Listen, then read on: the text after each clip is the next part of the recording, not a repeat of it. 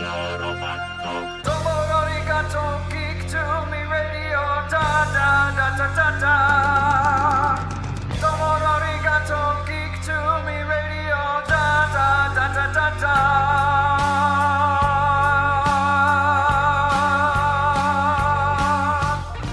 welcome, welcome, geeks and nerds, girls and boys, to a brand new episode of Geek to Me Radio. Tonight, we have the talented Ogie Banks on, talking about his incredible voice acting career, his live camera stuff, and more. After that, we've got Jane Atkins, the producer on the National Geographic series Lion that's out right now. Joey V is going to review At the End of Oak Street, plus my movie announcement. Stand by. We're talking TV, comics and movies, and video games. And if you don't know Star Trek from Star Wars, we'll try to explain. There are 12 doctors, 4 Hogwarts houses, 1 ring rules them all. To be the greatest Pokemon master, you must catch them all. You must catch them all. Try to catch them all. Gotta catch them all. Gotta catch them all.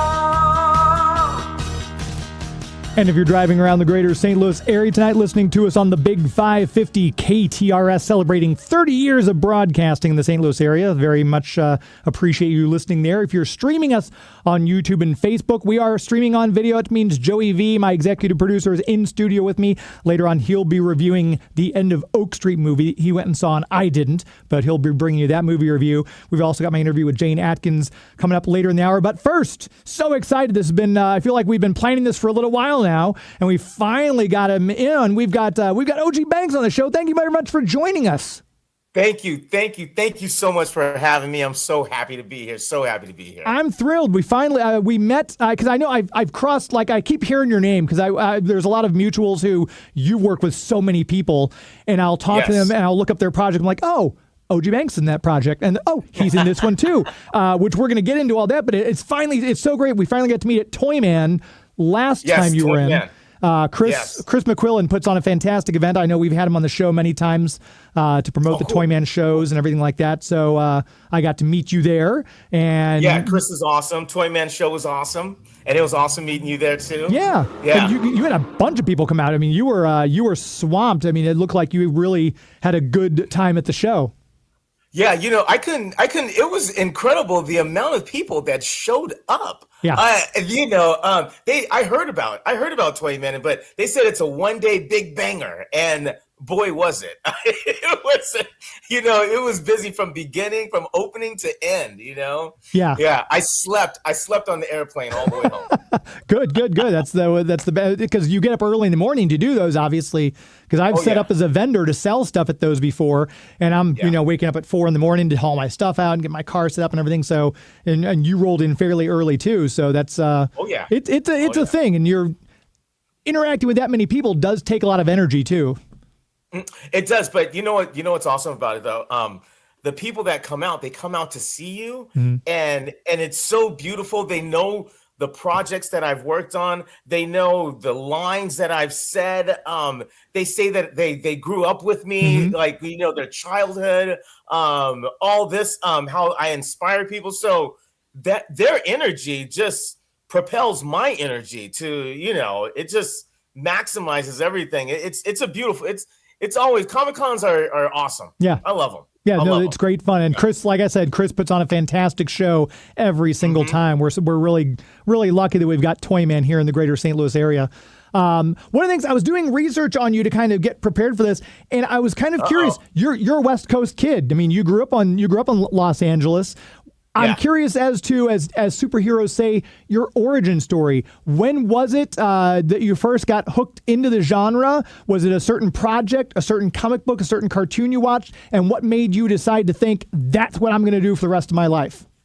So living out here, I was like, I'm at an hour outside of Hollywood. And so living an hour outside of Hollywood, I grew up on the old Spider-Man, where it was just like a picture of Spider-Man, and then they were talking about Spider-Man, and Felix the Cat would come on after that, right. gosh, I'm showing my age. But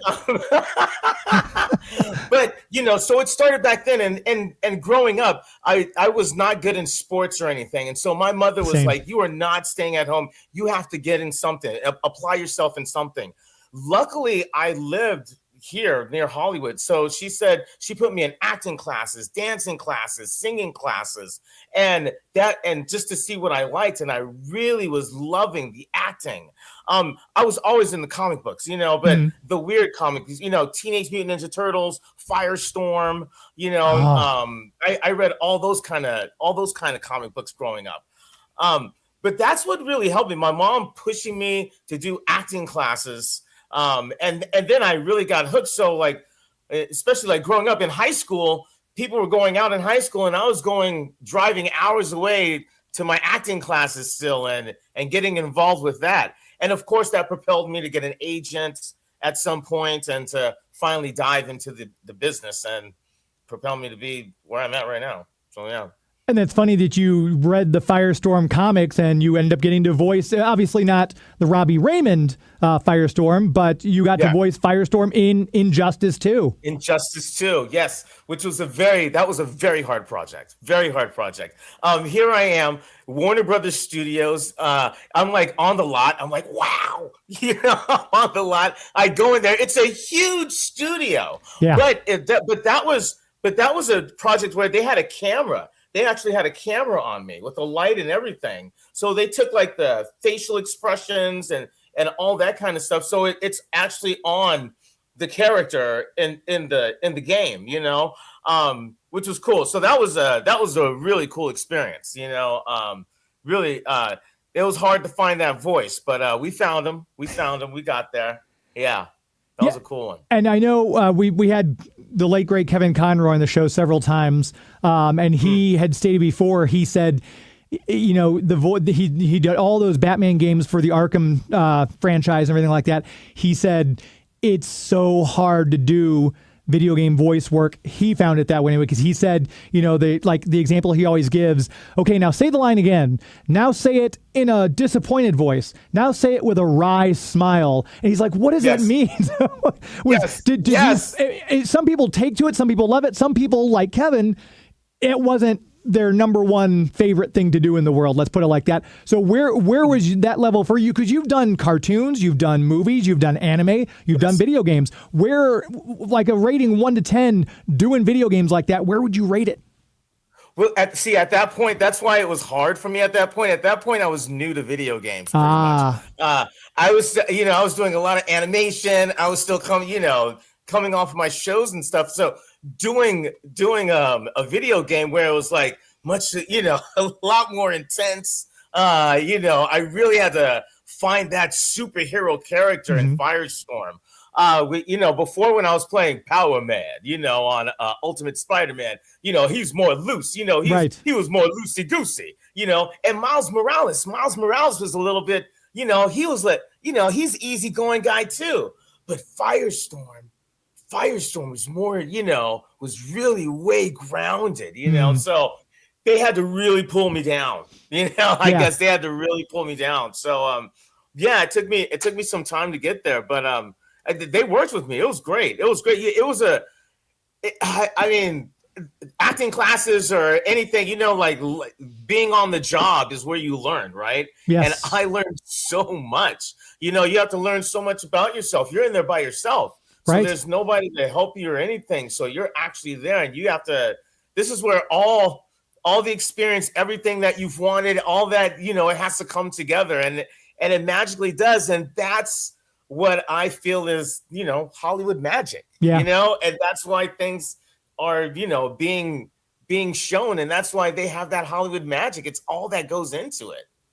So much. Yeah. With the voice work you've done, I know COVID kind of shut down the whole recording in an ensemble because obviously, like when we talked to Andrea Romano, she loved doing it where everyone's in a booth. She has direct line of sight with everybody. Were a lot of projects changed a little earlier than that with Ultimate Spider-Man? Was that something that was the setup with you guys, where you were in the room with Greg Sipes and you were in the room with everybody, or was that also done separately? In the room with Drake Bell, in the room with Greg Sipes. the good guys on one side, the bad guys were on the other side. It was amazing. And we had the special guest star in the middle, whoever, if it was Deadpool or Hulk or Wonder Woman, whoever was guest starring. Wonder Woman, I'm sorry, she was on. But I was like, did I miss that episode? That'd have been epic. Yeah. Slip up. But anyway, but like, the bad guys were on the other side. So it would be to have the Goblin on the other side arguing with him, and then bouncing off of each other. The energy would be so amazing. And then in the booth would be the directors, the writers, and they would stop recordings. They would rewrite stuff in the middle of our scenes because they would come up and think of something. They'd be like, oh my gosh. We would come up with stuff. Wow. We would be able to improv a little. That energy, I would leave the sessions dripping in sweat. We would all be like dripping in sweat, puffing and puffing. I still live far, so I would just sit in my car and I'd have to take my breath, and I just could not believe what happened. What happened? What was going on? Those were the best, most amazing recording times. And like you said, right after that, went into the individual thing, individual recordings, which was so weird because, like doing Ultimate Spider-Man, we take a break, right? Right. Everybody goes to the kitchen. And we're all hanging out in the kitchen. We're talking. We're, blah. And then after the show, we might hang out on the weekends. When it's individual, you take a break. And I'm in my living room. I'm like, I can't sit down. I don't want to get comfortable. Right. I'm like, so I just have to pace a little bit and then go back to my closet. It's not, it's not as fun. The energy's not there, but you still got to make it happen. I mean, it's part of the job. Yeah, exactly. Got to keep it going. And a lot of people, everyone's got their Spider-Man line. I know some people, it's like some people, the spectacular Spider-Man, that's their Spider-Man, with Josh Keaton. Other people are like, nope, I'm an Ultimate Spider-Man person because I like the variety of characters they have. I'm old school. Dan Gilvezan's the voice I hear in my head when I read a Spider-Man comic. Just because, but you had so many great, like you mentioned the villains. You had Steven Weber as Norman Osborn. You had D. Bradley Baker as Kurt Connors. And then you've got Tom Kenny as Dr. Octopus. But I'm curious, I wanted to ask you, during the time when you were recording this, Stan Lee had several appearances. Did he come in the studio to record those, or did he record those separately from you guys? Oh, no, he came in the studio. Oh, my gosh. And he stood right next to me to record his session. And I remember when he came to the studio that day, it was like, Stan's coming. And I was like, okay, Stan's coming. But everybody's like, oh my gosh. It just seemed like gold was sprinkled everywhere, right? And then when he walked in, it was, history walked in. It was like just magical walked in, and he was so cool. Cool, like that swagger, like that, just that elegance. He had that elegance. He had that swagger, that smartness, like all wrapped in the one, and just dressed to the nines on his game. He came in. They propped him up on his mic. I was standing right next to him, like not, trying not to look at him, just standing there. He said his lines like a couple of times, did his thing. It was like, it went out. It was like the Beatles came in. It was just so amazing. And we were just so, all of us, Drake, everybody, we were just so like, oh my gosh, that was incredible to actually meet Stan Lee, to have the pleasure to meet him, and him telling us how Spider-Man is his baby. Oh yeah, This was his baby, and and he was so proud of the show, and this was like kind of the liftoff, this was the springboard for really breaking out with more Spider-Man and Miles Morales and all that, that they explained, but yeah, it was I'll never forget that. Yeah, that was truly another magical moment, man. It's almost a pinch me thing. Yeah. I was fortunate. I got to meet Stan a few times before he passed away, and each time was just you knew you were in the presence of a lot of people, because there are probably people listening right now like, well, actually Jack Kirby and Steve Ditko, you can't take away the accolades that Stan Lee's gotten. He was the showman. You want to say he who did the heavy lifting or whatever. Marvel Comics, as we know it, would not exist without Stan Lee. I'll put it like that. You can not like Stan Lee, you can adore Stan Lee, but it's a known fact that it wouldn't be the same without Stan Lee. Totally. I say respect to everybody that works on Marvel projects and Spider-Man. Respect to all, but I mean, meeting Stan Lee, I mean, you're not going to take that away from me. No, exactly. That is too cool. Yeah, that is too cool. And if you're just now tuning in, we are chatting with Ogie Banks. If you have a question, I'm always horrible about this. I'm so bad. Why should anything change? If you have a question, you can text us on the KTRS text lines at 84126. I will try to watch the Facebook chats as well. I can't pull up the YouTube for some reason at the moment. The YouTube chats aren't loading, but we'll keep an eye on those, and I'll come back to you. Let me just do a really quick commercial break. You're okay to stick with me for a little longer? Oh, yeah. Okay. Oh, yeah. Oh, yeah. We're going to do a very quick commercial break then. We're going to come right back in just a moment. You're listening to Geek to Me Radio on the Big 550 KTRS. Please stand by. Busy granting wishes. I'm tired.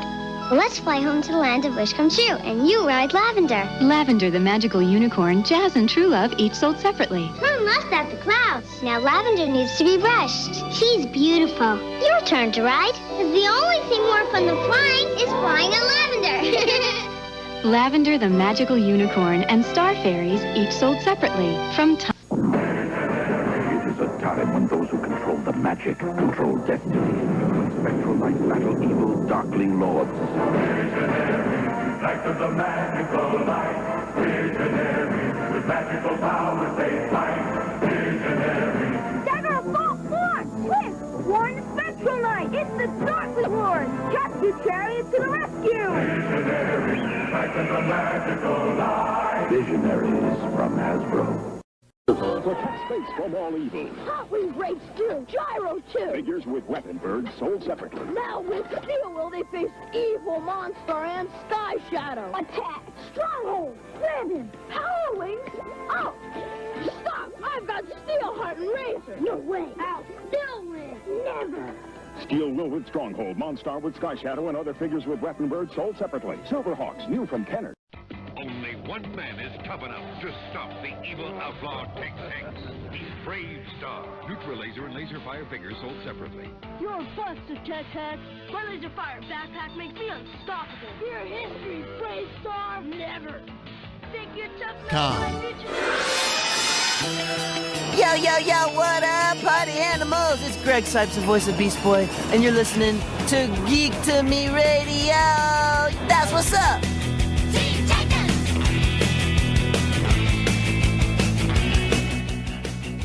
The voice of Greg Sipes, Iron Fist to OG's Power Man on Ultimate Spider-Man, bringing us back from commercial break. Before we get back to our conversation, I want to make sure we tell you about our official comic book sponsor, Bugs Comics and Games on Bryan Road in O'Fallon, Missouri. I was just out there Wednesday for my new comic book day fix. Picked up a lot of good stuff. I'm loving Absolute Green Arrow. The DC Absolute lines are killing it. And if you're wanting to get into some new comics, maybe you just started watching Lanterns on HBO Max and you're like, holy crap, I haven't thought about Green Lantern in a while, and you want to get out and buy some Green Lantern comics, new issues, back issues, whatever you may want, check out Bugs Comics and Games in O'Fallon, Missouri. Like I said, they're on Bryan Road. You can get to it easily from either Highway 364 or from Highway 70.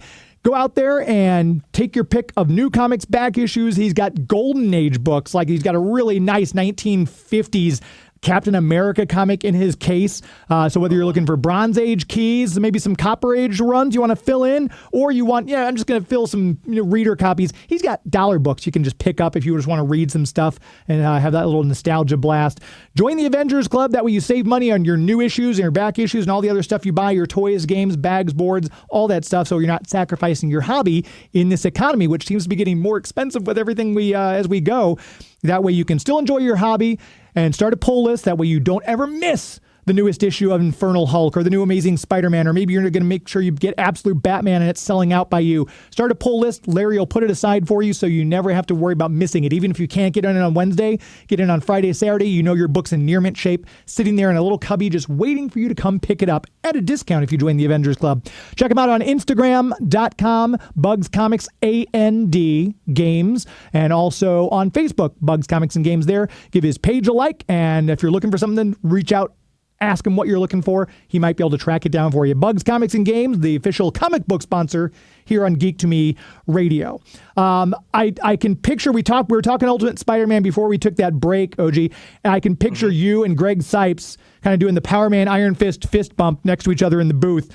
I'm curious, you worked with so many great people. Tara Strong was part of that cast. When you were coming in, was there a mentor figure who kind of helped you out, someone who kind of helped guide you through the process a little bit? Oh, wow. A mentor figure, I have to say, all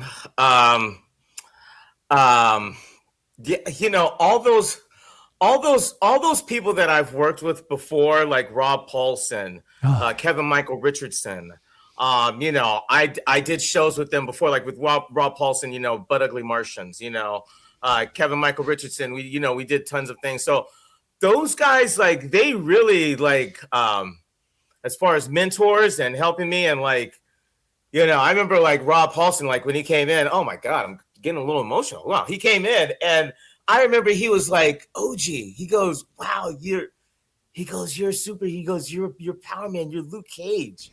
He goes, man, I am so proud. He said he was so proud of me. Wow. And he goes, look, man, how you're like growing. I was like, thank you so much. And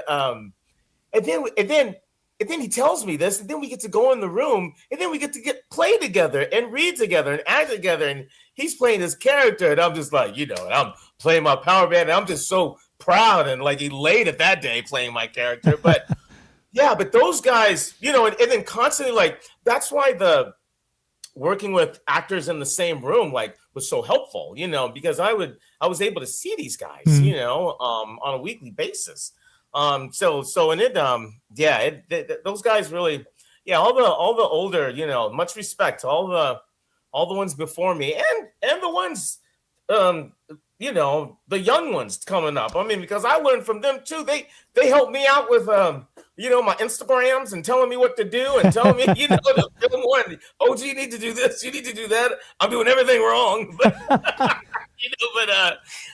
man. I learned from them all, man. I learned from them all. You have to. Oh yeah. You have to, right? Have to. Yeah. We've got on YouTube. I finally was able to pull it up. So I apologize to all of you who checked in. Chance from the Nostalgic Pod Blast down in Atlanta, Georgia says, hi, everyone. We've got BK from Cartersville, Georgia listening. Hello, BK. We have Olivia Miller, 1388, wants to know, OG, what advice would you give someone wanting to get into the voice acting gig, but they don't have any acting classes or experience, yet they want to become a voice actor? Where should they start? There's no acting classes around. Well, there are acting classes online. If you can try to do something online, try to get online to do acting classes. Yes. Yeah. I mean, I don't want to say read, because they're not looking for readers. They're looking for actors. Yeah. Somebody who can take those words and make them bubble and magical and like cotton candy. You know what? You can go on YouTube, look at the behind the scenes. Check out the behind the scenes when they're recording, like Encanto. My son found a thing where they showed, like, they did a split screen where they showed the movie and then they showed the script next to the movie. So then you can hear how everybody is acting, how they took that line, how it's animated, how it flows. So do your homework in that sense. Do all the back homework. Basically, bottom line, do your homework. Yeah. I mean, there is much to learn. I wish, like, back when I started, I had this much access to this much knowledge. I had no idea. I had no idea. I knew nothing about voiceovers. I was doing on camera, and I fell into voiceovers. And I was like, oh, wow, look at this. So I would say take advantage of the internet and all the information. Get all the information you can about everything in the business, because you might find that, oh, I never knew there was this that I could do. And you might fall into that or fall into this. You never know. The business is huge. There's so many things to do. That's my advice. Yeah, that's very great advice. Joseph Rogers from right here in St. Louis is watching. Hello, Joseph. I'm trying to keep track of everything. Everyone knows I'm horrible about this, but I try my best throughout the broadcast because I kind of zone in on my guest. I can't help it. I wanted to ask, one of the other projects you'd worked on was Scooter and Muppet Babies, and I grew up watching Muppet Babies on Saturday morning. So to do that in the redo, I've talked to the people who did the music for the new series that you were in, the composers, but you're the first voice actor who I've had the chance to talk to from that series. What were the kind of directions? Because I'm sure they didn't want it to sound, exactly like the '80s version. So what kind when you got the part, what kind of direction were you given for that? Well, that was Colette. Colette directed me on that one, and she knows me very well. Mm-hmm. She can whistle, and I know exactly what she wants me to do. So we work very well together. She kind of gives me background of my character, what I need to do before I even walk into the booth. Because once I walk into the booth, I'm having Kermit the Frog, Miss Piggy saying hello to me in their voices. So I'm like, I'm just like mind blown, Like, you have to, but I had to concentrate, and do that Scooter voice, and get into that Muppet land and Muppet field, because there's Muppet people all around, the execs I'm talking about. So here's the hard thing about that job, though, is yes, getting the Muppet feel, getting through that process, that was another really hard job to do. And I remember as soon as we finished with the script, I had a chance to catch my breath. And they said, well, don't catch your breath for too long because now here comes the singing portion. And that's when the music crew came in, and that, oh my gosh, that scared me to death because, it's Scooter and Skeeter, my sister's Cree Summer. Yeah. Cree Summer, who's a rock star, absolutely. Right? And so I'm thinking, oh, well, Cree's not here today. So I guess we're just doing the show and we're going to do our singing part maybe on another day, that next week or something. No, she already did hers in the studio with like Lenny Kravitz and all her friends probably, what I mean? I don't know.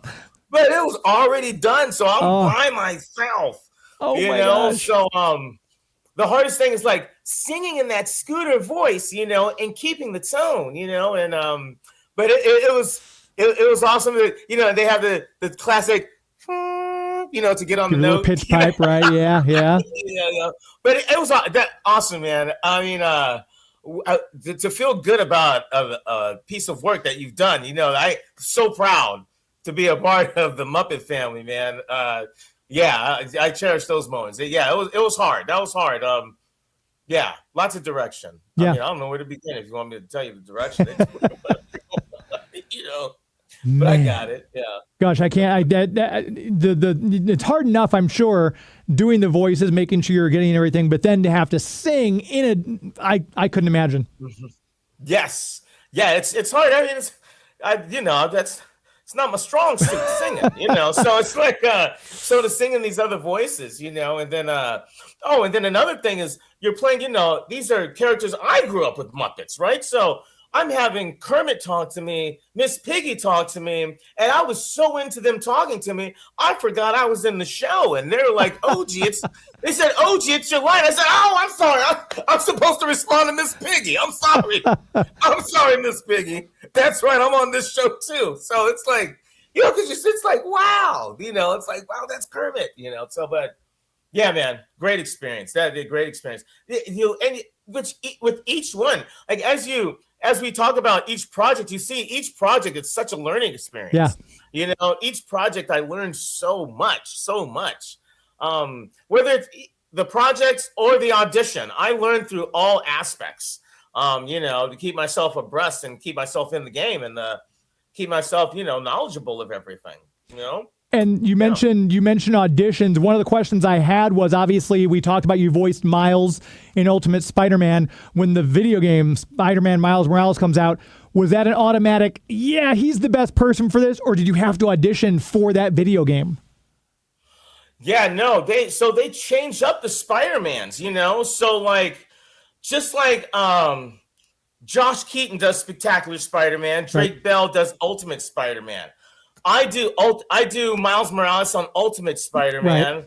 Right. And then what's his name does it for the video game? I'm slipping on his name. I had you listed as the video game voice. Was that not correct? I play Luke Cage. No, I play Luke Cage on the video games. Okay, but I don't play. But Miles Morales is whatchamacallit. I helped on it. I played like maybe some side characters. Okay, I wrote down the wrong thing. That's my fault for writing down the wrong thing. No, I didn't play Miles. I was in it. So this is the cool thing though. This is the cool thing. Since I played Miles Morales and I'm in the Marvel family, like they have me in the video games. Like I was in the video game, but as a side character. I was in the movie, the Spider-Man movie, Into the Spider-Verse. But I was like little side characters saying, go Spider-Man, this and that. But they like kind of put me in little things here and there, which I'm just like, oh my God, which is awesome. Yeah. Awesome to do.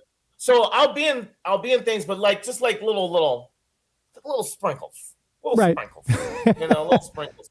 But Luke Cage, I totally did Luke Cage on video games though. Yeah. And that was an ask, that wasn't an audition because of your previous work on doing Luke Cage, I take it? They just rolled it over. Yeah, okay. They just rolled me over to the Gotcha. And that one. We mentioned so many Spider-Mans that you've been a part of the different projects. So we've got obviously Yuri Lowenthal voiced in Peter Parker in the video games. There was Robbie Damon in Spider-Man. Then there was Hudson Thames in Your Friendly Neighborhood Spider-Man. And of course you had Drake as your Spider-Man in Ultimate. So like I said with Dan Gilvezan is the voice I hear in my head because I grew up with Spider-Man and His Amazing Friends, even though I loved the 1994 Spider-Man the Animated Series. So if you're reading a Spider-Man comic, do you have a certain voice that you hear as your Peter Parker? Oh, you can't do that to me. These are my friends. They would kick my booty. No, I'm not answering that question. Oh, you kidding? They are all my favorite. Okay, wait. Okay, we'll talk later. Dan. I love Dan. I've learned so much from Dan. When I started my career, and Dan gave me some great advice. We would just talk, and as we waited to read our auditions. Drake, are you kidding? That's my boy. I mean, that's my Spider-Man. Josh Keaton. I've known him since Newsies days. Oh wow! I've known him since he was a kid. Are you kidding? We grew up together. Man. Okay, we grew up. We went to school together. On set, on the Newsies set, which was we did over on the Universal lot, which was great. Even the tram, they built New York City now at the Universal lot for that. The tram would go by, and we had a whole dance for the tram. It would stop, and we would do a dance. I remember so much fun, so much fun. All the Spider-Mans, man. I mean, those are my boys. So you see, those are my boys. So they would come after me. Okay, I withdraw the question. The last thing we want is 3 Spider-Men all pointing directly at you, like the meme, except they're all pointing directly at Ogie instead of each other. So we don't want that. We want to keep you safe. As we're wrapping up, this time has flown by. My final question for you is there a franchise that you've not yet been a part of that you would love to either voice a Dinobot in Transformers, or I would like to voice a Jedi Master in this Star Wars? Is there a franchise that you kind of would like to be part of that you've not yet had the opportunity? Yeah. I mean, Star Wars, yeah, of course. I mean, the ones that you mentioned, Star Wars. But you know what's beautiful? But here's the beautiful thing about my job and what I do is like the future projects, man, it's all up in the air. I get excited for what I'm on and what this is going to be, the potential. Yes, I love the classics.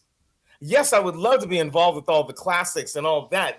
Don't get me wrong, but I love it all. I love it all. I love the excitement. That's my son in the background. I love the excitement, of the new stuff too. But of course, the Star Wars. I mean, I don't know. Yeah, I appreciate it all. But yeah. And I don't know if I answered the question. That's fine. There's a lot of projects out there. I didn't want to have to box you in either. So yeah, there's a lot of projects. This has been so much fun, and the time has flown by. We're going to have to do it again. Maybe I know you talked about potentially coming back to St. Louis for another Toyman down in the future. Let's have you on before you show up so we can promote that appearance as well if you're up for it. That'd be awesome. Yeah, that would be great. That would be great. Yeah, I want to come back on. No, we'd love to have you. There's a lot more to talk about too. Like I said, I've got pages of notes, and we only covered just a few little things. So that's because I blah blah blah blah blah. No, you've had such an incredible career. I mean, it's spanned a couple decades now. I mean, there's a lot of projects we didn't touch on. I didn't get to ask you about Power Rangers, for example. But more time. That just leaves us more to talk about next time. That's fine. Okay. All right. Yes. If people want to find out more about you, social media handles, where are you most active, where people can interact and find out where you're going to be coming up at Comic-Con near them, maybe? Just pop my Instagram is the best. Just my name, Ogie Banks. OGIEBANKS. Well, I was going to say .com, but no, just pop in my name. I come up everywhere. There you go. I'll be everywhere. Just Ogie Banks. OGIE Banks. That's all you need. Perfect. And if you're listening to this after the fact, we have a link to Ogie's Instagram in our show notes. Just scroll down to the bottom of the page and you can click that and follow him right there. Thank you so much for doing this. It's an absolute pleasure to talk to you, and we definitely need to do it again sometime soon. Yeah, man. Yeah. Thank you for having me on. I love this show, man. I love the show. Thank you. I really appreciate that. And have a good rest of what little is remaining of your Sunday night. Yeah. Sun setting, but yeah, beautiful. Thank you so much. Thank you. Take care. All right. Bye. There he goes. We'll definitely have to have Mech on. Like I said, so much more to discuss, and we'll do that next time. We're going to take a very quick commercial break. We'll come right back in just a moment. We're going to have my interview with Jane Atkins. The National Geographic and Disney Plus series Lion is out now. And then Joey V is going to review The End of Oak Street. You're listening to Geek to Me Radio on the Big 550 KTRS. Please stand by. Tops, ferocious dinosaurs. Take this, He-Man. How can He-Man survive?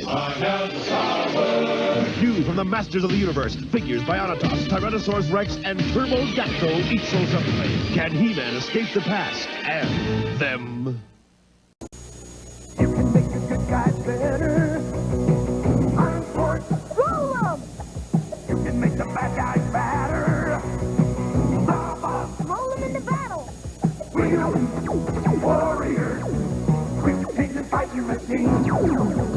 All vehicles in the Wheel Warriors collection are sold separately. Some parts not for use with some toys. New from Mattel. Watch out! Beast Walker is coming. Can Trailblazer stop him? The ultimate battle coming soon.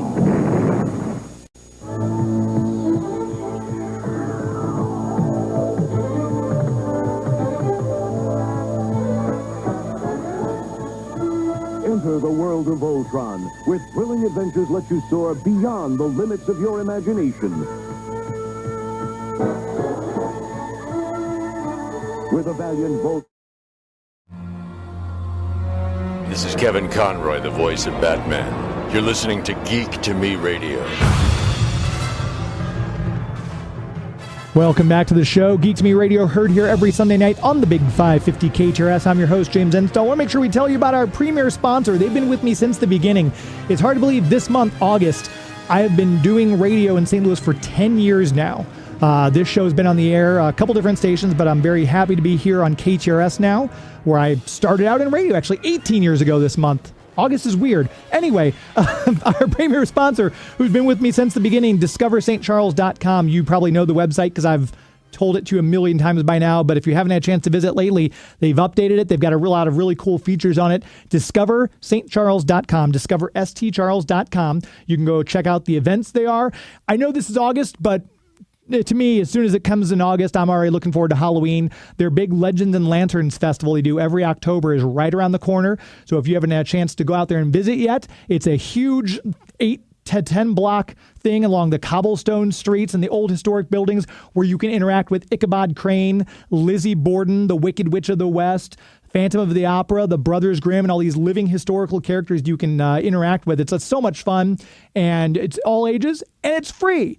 They have stuff like that out in St. Charles all the time. And if you're maybe on the West Coast, like our friend Ogie, or you just haven't been across the bridge for a while, maybe you're in Alton, Illinois, maybe you're down in DeSoto, Missouri, time to come over to St. Charles and I'd like to buy a vowel. Wow, I just had a stroke on air. come to St. Charles and check it out. But plan your trip at the website, discoverstcharles.com. You can find the accommodations. You can find restaurants, the events like I mentioned before. You can check out the Main Street Arcade and Soda Museum, a really cool attraction if you want to play some old arcade games. Lots of stuff to do. Shops like First Capital Trading Inc. and the Cozy Shop. A lot of fun to be had. Check out the website, discoverstcharles.com. As we always say, it's an historically good time. We are going to, you know what, Joey, I'm going to mix it up on you, if you're okay with this. I want to make sure we have time for your movie review. I'm going to go to your movie review first before we do the Jane Atkins. Is that okay? Let's do it, baby. All right. So Joey V got to see The End of Oak Street. I wanted to see this. The cast seems cool. I like Ewan McGregor. So what were your thoughts on this movie?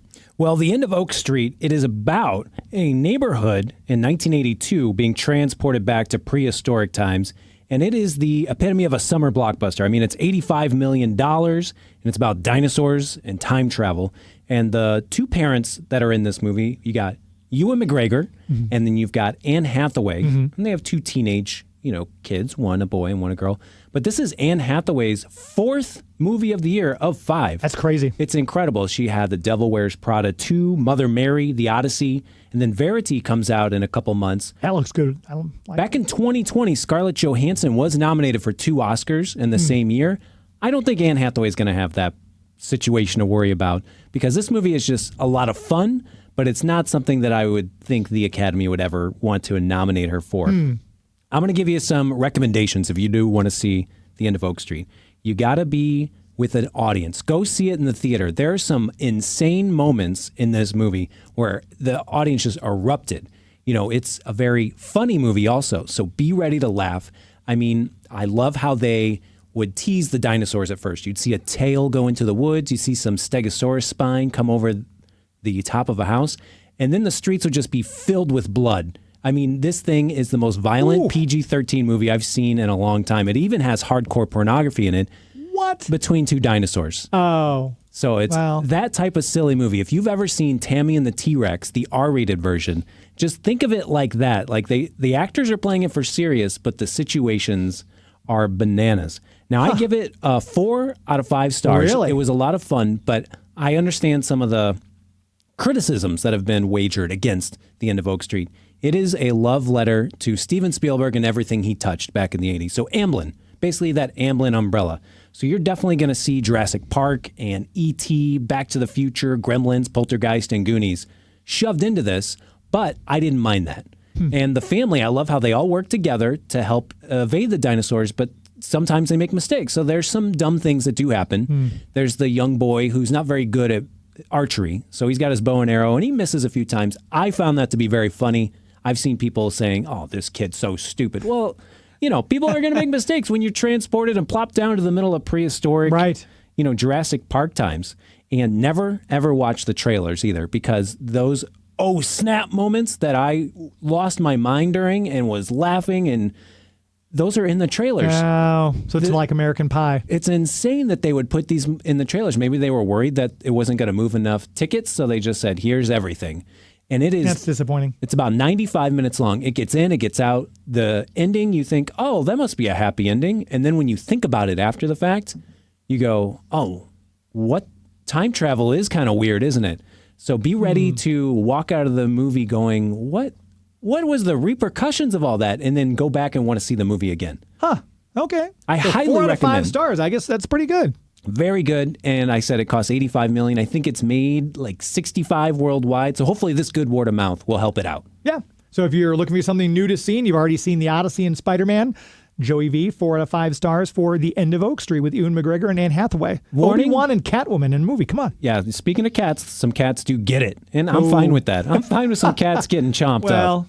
Well, PETA has I'm sure no real cats were harmed during the making of the movie. They probably had the little PETA disclosure at the end. And then dinos with feathers. I appreciate the science that they put behind that. You know, we were used to slimy reptiles. No, they were like chicken flavored back then. Interesting. Yeah. So I love seeing dinosaurs with feathers. End of Oak Street, 4 out of 5 stars. Thank you, Joey V. I appreciate the review.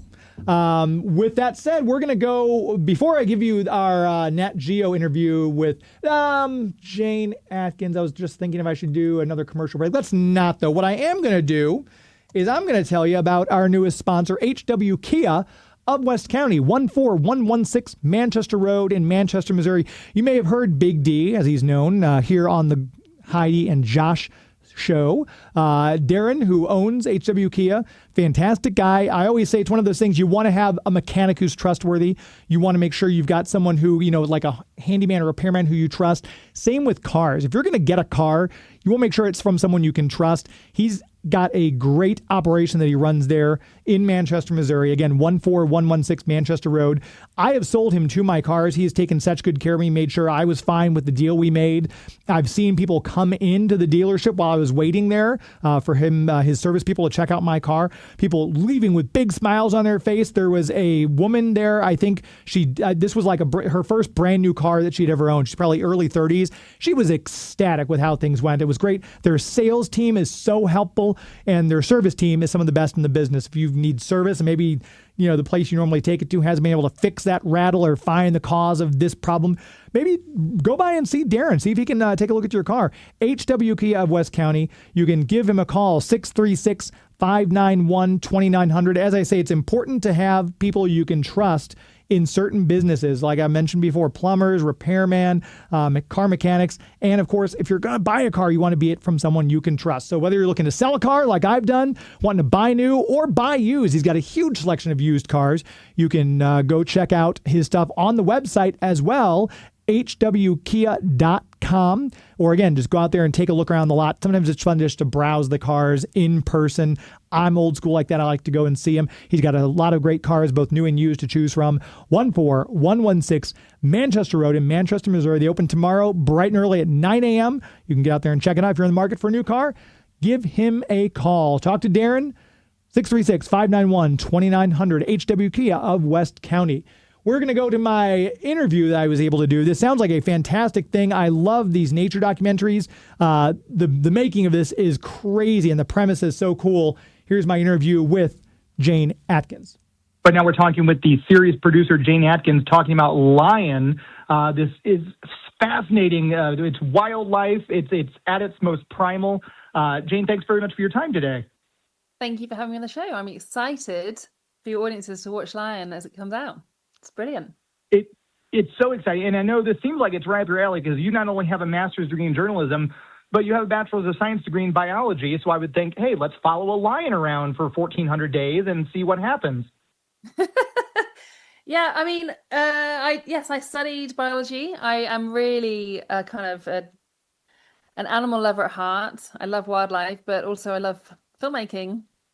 And this was such an incredible, unique opportunity to really embed a team with a family of lions for such a long period of time that we could follow and kind of chart the story of a cub on his journey to become a king.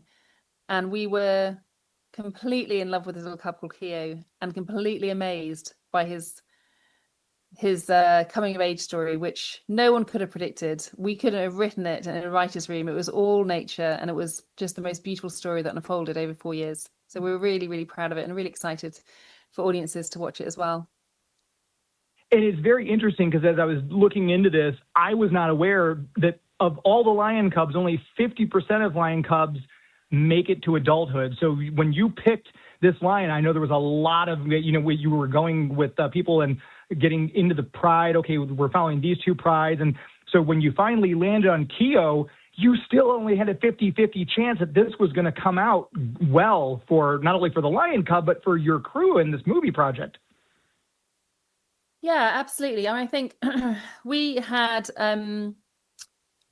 had one word at the beginning of the project on the pitch doc, which is called lion, which was just basically then a blank canvas. We didn't really have any directive of whether we would be filming a cub to king story or a matriarch story or a sisterhood story or a brotherhood story, a king story. We had no control. We obviously would never be able to choreograph the storylines. Obviously, they play out in nature. As as with all the crisis and dramas that would happen in any wild place. But lions in particular, they are, they're formidable hunters. They are surrounded by danger. They get into all sorts of trouble. And as you say, like a cub story really is probably the riskiest story that you could tell because there is such a high rate of cubs, not making it.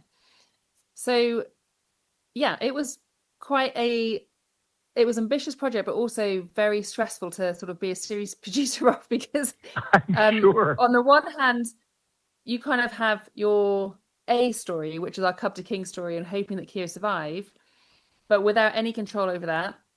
I mean, he could have died. Males get kicked out of prides. He could have got kicked out and they could have run for the hills or gone to as far as Tanzania. We wouldn't be able to film them there. There are so many caveats and problems to and risks to telling a Cub to King story. So we actually had to manage that risk by also following other characters and charting their stories as well. And then as we got closer towards the end of filming and beginning of edits, we had enough it was like a big CSI storyboard. We had enough kind of wisdom at that point to think, well, his storyline is there. I mean, he's doing really well. It's been an unlikely rise to being a king, but it's the most, in the sense that he was a tiny cub at the beginning and there's so much risk and drama involved, but you're rooting for him the whole way through as a film crew. Like, we were rooting for him. We wanted him to succeed. We're protective of him. And I think that's what we want the audience to film as well. So we actually crafted in the edit, like, the story to be completely about Keo. And because the story was sort of unfolding in the most beautiful way in front of us. And we were very, we worked hard, obviously, but we had a lot of luck as well. And, someone was looking down on us, giving us all the luck in the world to be able to tell the ending of the story of him becoming king, because no one's done that before either. So we were really pleased, really delighted. Right. Yeah, this really is groundbreaking in that sense. And obviously, I was reading some of the stuff that you guys went through. There were some times when this area where I think it's Masai Mara, if I'm pronouncing it correctly, was flooded. Like, you couldn't pass to find, oh gosh, is he going to be okay? So it would be a couple of weeks before you were able to check back in. What were some of those moments that made you kind of hold your breath and be like, oh gosh, how is this going to go as a producer on this? Oh my gosh. I mean, I think that my cortisol levels were pretty high for those 4 years of work because there were so many things, which is not great for a woman like in her kind of like early 40s. There were so many moments which were stressful. So we had flash floods, roads were kind of impassable, the males went missing, the kings kicked them out, other males were sort of roaming territories, ripe and ready to sort of like fight them. There were so many big dramatic events that we had no control over, and so actually we in the wet season we couldn't film them for, I think, sometimes like 6 or 7 weeks. So we had to hope that when we came back in after the wet season is sort of like passed, that we'd be able to find them and that they were healthy and we could pick their story back up. It was like it was a true observational series in that kind of very I guess like quite an old school way of filmmaking. Like, people who I guess started filmmaking like 40 years ago, they did observational documentaries, and this is kind of like that, but it's tonally, it feels cinematic in a different sort of form. Like, it's got observational documentary at the heart of it, but it's also got like a hero journey crafted with these cliffhangers. We've got these archetypes of elders and mentors and villains and these crisis moments that are all like naturally there in the footage, in the rushes, but we've crafted it so it feels like one incredible story that plays out very naturally. But also with the nostalgia, I think, of Lion King, like there are elements. This is definitely not a mirror. This is definitely not a mirror to Lion King. It's definitely not exactly how Lion King plays out in the animation. This is a true story of a couple, Keo. But there are different parallels, and I'm looking forward to audiences like watching it and thinking about those parallels, whether it is in story points or it's in music. Sometimes the melodies and the music kind of echo back to the Lion King. I think nostalgia is a really powerful tool when you're watching films. Is that kind of heartfelt emotion that you can kind of like get your audiences to lean in just that little bit deeper into a story as well, because that's we've definitely been able to tell a new story with Little Keo, but it's got all these amazing echoes of Lion King. So I think if you're a nature documentary lover, that's great. If you're a Lion King lover, you might really love it for that kind of world and nostalgia as well. So I'm really excited that we can come to it for those reasons. You have every reason to be, certainly. And I know you mentioned the music and you used the term cinematic. when I think of those two things, Hans Zimmer springs to mind. He's got the score on this for this one. When you were watching it, I'm sure you're part of the editing process. You were sitting there watching this film coming together, and then when you got the final screener with his music, I can't imagine that just would have been like, oh my gosh, it just elevates the entire thing. Absolutely.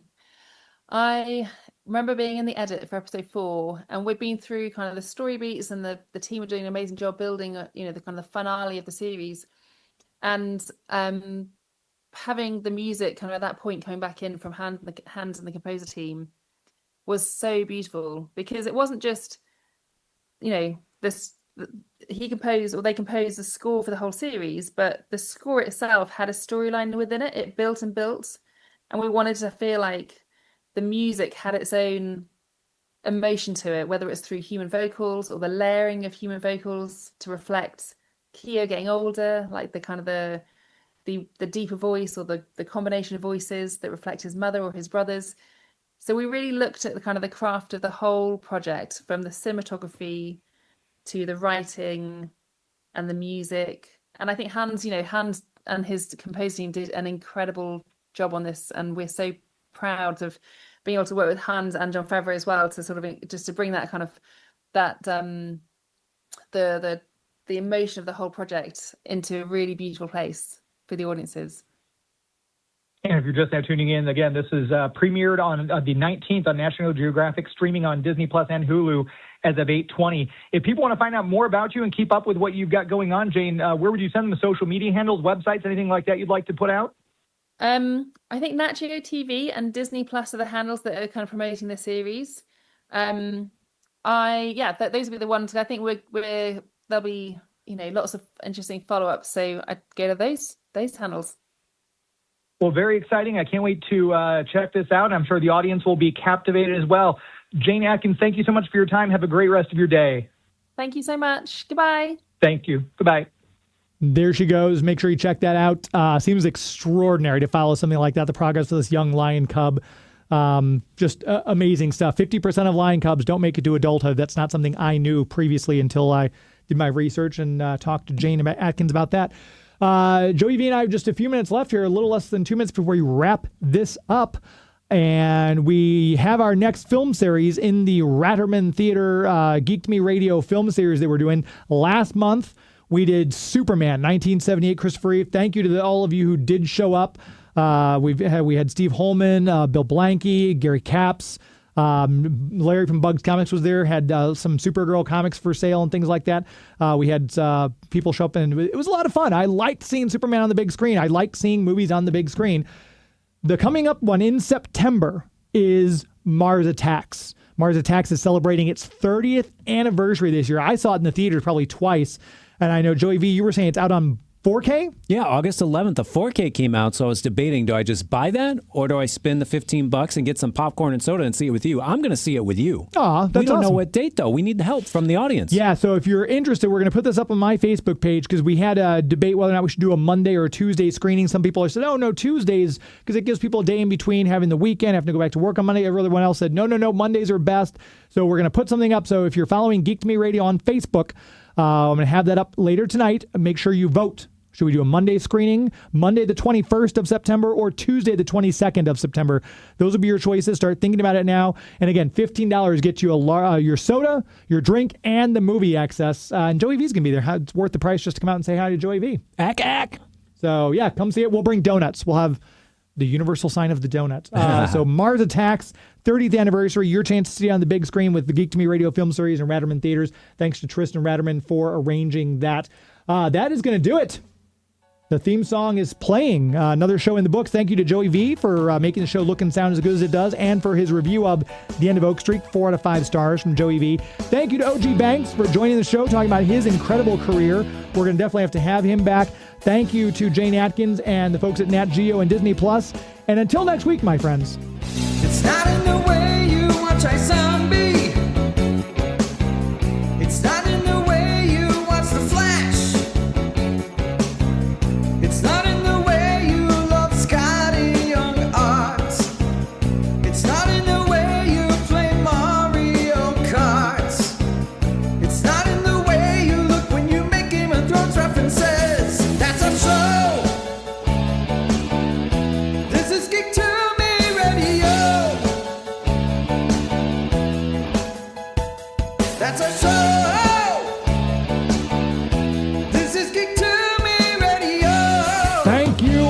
America, good night.